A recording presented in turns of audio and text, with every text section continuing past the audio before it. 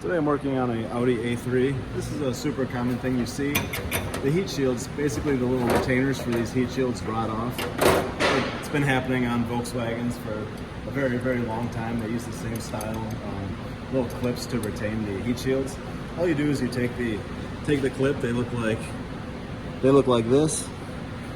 You put them over the stud, and you take a little. I use a deep well socket. This is a 9mm, and then just push it on there like that. Pretty easy to install.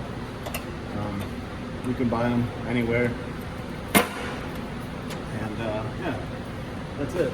So super common. They rattle off these all the time. You see it even more on old Volkswagens. I'll put a link to these in the description. And yeah, thanks for watching.